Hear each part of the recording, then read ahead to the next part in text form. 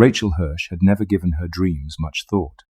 They were usually fleeting, half-remembered images of mundane events, conversations with co-workers, errands repeated in her sleep. But one late February night, she dreamed of something that seared itself into her consciousness, an old Victorian house. She remembered it vividly upon waking. Through a swirling twilight sky, she'd stood at the edge of a gravel driveway, gazing at a tall, narrow structure with ornate spires and shingles. The house's paint was flaking, its windows dark. A single red door stood at the front, an improbable splash of color against the muted facade. Something about it both entranced and unnerved her. At first, she assumed the dream was a fluke, a leftover from binge-watching a mystery series. But for days afterward, she couldn't shake the image. The angles of the rooftop, the creaking porch, the sense of an unseen presence inside. No matter how she tried to move on, the memory lingered. Her best friend teased her about being fixated on some weird haunted house. Rachel laughed it off, but felt a quiet unease stirring in her chest. A week later, she dreamed of the house again. This time, she remembered pushing open the red door. The interior corridors flickered in dim lamplight. She drifted through rooms that felt oddly familiar and alien at once. She heard creaking floorboards, smelled dust and old wood, and in the distance a faint chiming of grandfather clock. Upon waking, she sat upright in bed, heart pounding. It was 3 a.m., her sheets tangled with sweat. She grabbed a pen and scribbled down every detail she could recall. The spiral staircase with carved balusters, the peeling wallpaper of a hallway, a dusty chandelier overhead. Why was her mind conjuring such a specific house night after night? She considered the possibility of stress. Work had been hectic. She was an accountant near Los Angeles, deadlines mounting, but these dreams felt more purposeful, as if someone were guiding her deeper into the house each time. She resolved to keep a dream journal, capturing every scrap of memory, another dream, another level of detail. She found herself in a foyer lined with faded portraits. The faces were out of focus, as though smudged or blurred in motion.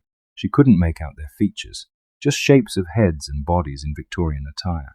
On the far side stood a tall grandfather clock, its pendulum swinging in slow arcs. Each tick of the clock resonated through the silent house, echoing down corridors that seemed to stretch impossibly far.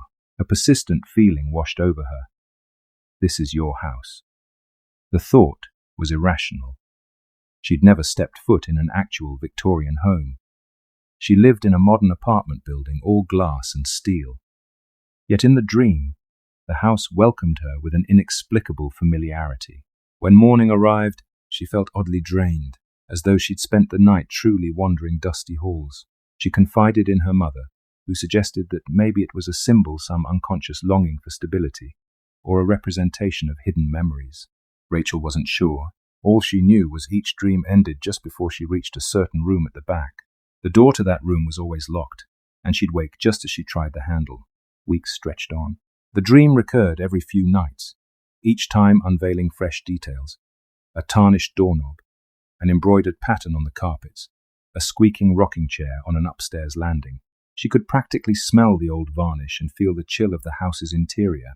Yet each morning she woke in modern-day California, her life rolling on, a disconnect growing between daily reality and nightly exploration. Then, one Saturday, something happened that shattered her sense of normalcy. She was driving along a coastal highway near Santa Barbara, heading to meet a friend for brunch. The road twisted through scenic hills, dotted with old oak trees. As she passed an intersection, a glimpse of weathered rooftops at the end of a side street caught her eye. Familiar rooftops. Her heart slammed against her ribs. She slowed, letting impatient drivers honk past, and turned onto the side street. Houses there were older, some boarded up. And then she saw it. The same steeply pitched roof, the ornate spire, the peeling paint. The red door at the front, just like in her dreams. Shock rooted her in place. The Victorian house stood quietly under the midday sun, vines creeping along its foundation. It was real, exactly as she'd envisioned, down to the tattered curtains visible through a window. Impossible, yet undeniably there. She parked, staring in disbelief. Her hands trembled on the steering wheel. After several minutes of grappling with her stunned mind, she exited her car. A wave of heat shimmered off the asphalt. She walked, compelled, down the cracked walkway. The front gate squeaked open, rust flaking off its hinges. The neglected lawn was overgrown.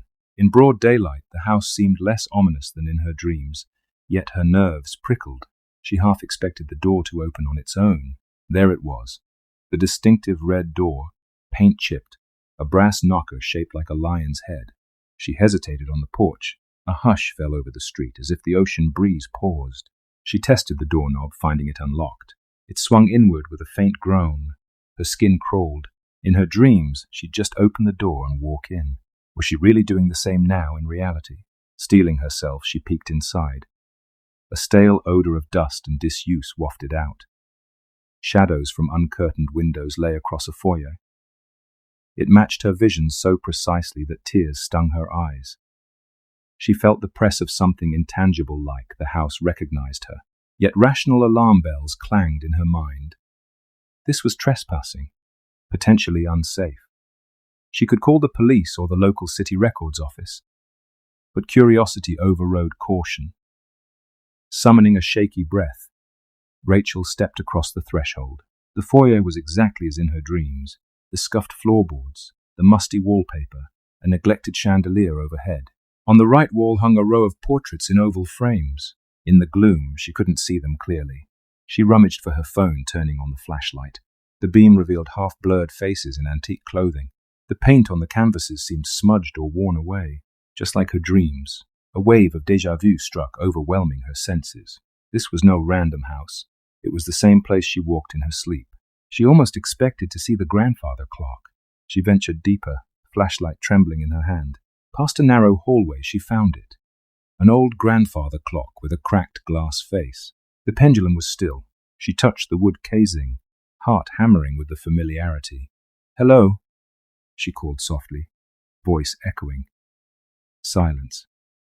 She glimpsed a living room to one side, draped in sheets, furniture in disarray. The air felt heavy, like the house was holding its breath. Moving slowly, she reached the corridor from her dreams, the one leading to the locked door. In her visions, she never managed to open it.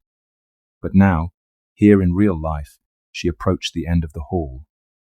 Her flashlight flickered on peeling wallpaper, which depicted vines and flowers in a faded pattern. The floorboards creaked beneath every step. She found the door. Its surface was scratched and worn. She laid a hand on the knob, heart pounding in her ears.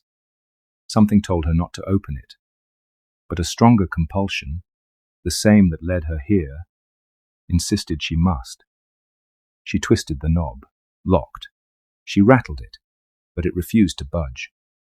A pang of both relief and frustration hit her, the same barrier as in her dreams. Why? She pressed an ear to the wood, hearing only the faint rustle of wind outside. Then a voice, soft as a whisper. "You've come home," she gasped, stumbling back. The corridor was empty. Her phone's flashlight jittered in her trembling grasp, revealing no speaker. Yet she recognized the tone. It was her own voice. Fear lanced through her. She dashed back to the foyer, every nerve screaming flight. She burst onto the porch, sunlight assaulting her eyes. The muggy air felt stifling. She scrambled to her car, slamming the door, locking it. Only once she sped away did she realize she was shaking, tears on her cheeks. She felt simultaneously violated and inexplicably drawn back. At home, she found herself pacing, replaying the day's events. The house was real. She heard her own voice inside it. That night, she refused to sleep, terrified of returning to the dream. She downed coffee after coffee, dozing off near dawn on her couch. No dream visited her that morning, and she felt a strained relief. But the next night, exhaustion claimed her. And the dream returned this time. The house's door was already open in the moonlight. She drifted inside, hearing her own voice echo. "You've come home." She jerked awake in a cold sweat. The echo of that phrase etched into her mind. Determined to find logical answers, Rachel began investigating. She visited the Santa Barbara County Records Office, asking about the property. The clerk found a listing for the Victorian on that side street, registered as abandoned for decades. Previous owners were a local family named Avington, who had died off or moved away over 60 years ago. No living heirs had claimed it. The records were spotty, revealing only that the house had once been a grand estate in the early 1900s. She scoured old newspapers, finding a few references to an Avington family tragedy, a fire in 1923 that killed multiple relatives. The house had changed hands briefly, then fell into disrepair. Rumors of hauntings popped up in a local law column from the 1970s. One anecdote mentioned a neighbor hearing voices at night, but no confirmations. None of this explained how or why the house haunted her dreams. She wondered if she had some ancestral link to the Avingtons. Her mother insisted their family had no ties to Santa Barbara. So who was calling to her? Days passed. She felt that strange pull toward the house, as though unfinished business lingered. Curiosity warred with dread. Eventually, on a quiet Tuesday, she found herself driving back to that street. Her heart thudded as she approached, expecting to see the house just as she left it. The red door was wide open again, despite her leaving it shut. The windows were dark, but something about the place felt expectant. She stepped onto the porch, drawn inside. Immediately that hush enveloped her, the stale air pressing in. Dust motes swirled in the beams from her phone's flashlight. She moved beyond the foyer, down the corridor. The locked door still refused to open. Her own voice whispered again, close to her ear. "Come inside." The door remained sealed, though. She tried jostling it harder, but it was as if something on the other side was holding it closed. Strangely, she felt no malevolent aura, just an overwhelming sadness, like the house was mourning. She whispered, "Who are you? Why am I here?" Only silence. Yet in her mind, a flicker of an answer formed. "You are one of us." The thought was so intrusive she nearly staggered. She fled again, mind swirling with more questions than answers. That night, the dream took her deeper.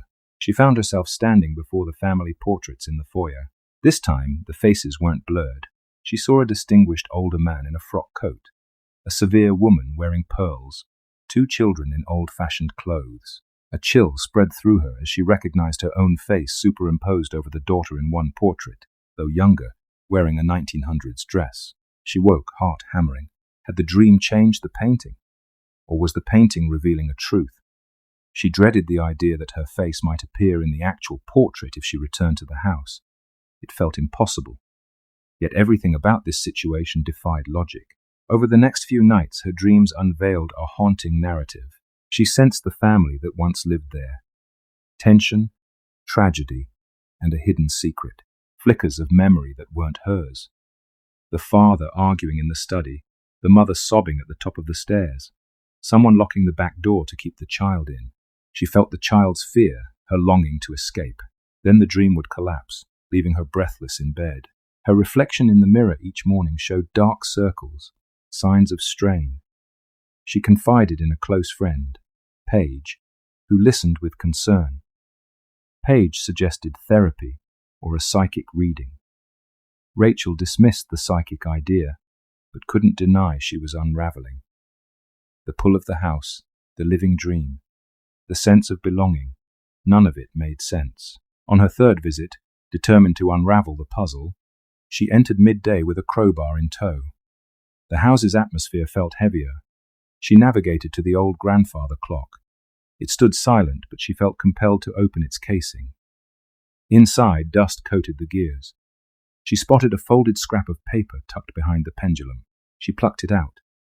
The paper bore a short line in spidery handwriting. "We can't let her leave again. The house calls her back." Chills raced down her spine.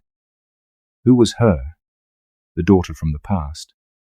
Or someone else? The cryptic note seemed centuries old, the edges brittle. She pocketed it. A sense of foreboding sharpened. Next, she marched to the locked door. Using the crowbar, she wedged it against the frame. She hammered, adrenaline coursing. After several tries, the lock gave with a splintering crack. The door creaked inward, stale air rushing out like a sigh. She shone her flashlight into the newly opened space. A small bedroom, furniture shrouded in dust-laden sheets, a musty smell of old decay. The windows were boarded from the outside, letting only faint light in. She approached a bed near the corner. On it lay a single pillow and a moth-eaten quilt. A whisper seemed to brush her ear. "You're home now." She whipped around, but no one was there. On a dresser lay an old photograph in a cracked frame. She wiped dust off, revealing a girl who looked startlingly like Rachel at age 10, though the photo's style was clearly antique. The girl stood in front of the house, unsmiling. The back read, "Clara Avington, 1912. Her knees threatened to give out. She wasn't Clara, obviously, but the resemblance was uncanny. Her phone's camera snapped pictures in shaky spurts. Was she somehow Clara reincarnated? Or was the house forging illusions to trap her? She felt a presence swirl around, a sensation of intangible arms wrapping her in a cold embrace. The floor groaned and the walls seemed to close in. She realized with horror that she felt no urge to run. The house was subduing her with a strange comfort, a sense that she belonged. The voice in her head repeated, "You've come home." Fighting the trance, she staggered out of the room, corridor spinning. She braced against the wallpaper. The house's living energy pressed from all sides, urging her to stay. Summoning her last shred of will, she fled to the foyer. She left the front door open and stumbled into the daylight, gasping. A fierce headache pounded in her skull. Somehow she made it back to her car, trembling. She drove away, tears blurring her vision. She recognized that if she stayed in the house much longer, she might never leave. Paige convinced her to see a local medium reputed for dealing with hauntings. Though Rachel was skeptical, desperation drove her. The medium, an older woman named Rosalind, listened quietly to Rachel's account of the dreams, the house, the locked room, the ghostly voice. Rosalind asked for a personal object, holding it while closing her eyes in concentration. Rosalind's face paled. She spoke in a measured tone. "That house has latched onto you. It sees you as an echo of someone who once lived there or who was meant to live there. Perhaps a child that died. Its energies want to reclaim what was lost." Rachel felt a chill. "So it's haunted?" Rosalie nodded. "Haunted by memory, yes, by unresolved grief and longing. The spirit energy might be from a mother who lost her daughter, or a father who locked her away, or from the child's own restless soul. They see you as the reincarnation of that child, or a suitable vessel to continue their story." "How do I stop it?" Rachel whispered, tears threatening. "Cut the tie. The house draws power from your nightly visits in dreams. You must reject it, break the link, or it will pull you inside forever." Rachel decided she had to confront the house one last time, to break the hold it had over her. She arrived at dusk, the sky streaked with gold and pink. The house loomed in silhouette, red door ajar. She carried salt, a candle, and the old note from behind the clock, hoping to perform a symbolic act of release. She didn't fully believe, but she had no other plan. Inside, gloom and dust welcomed her. She proceeded to the locked door, which was now open from her crowbar efforts.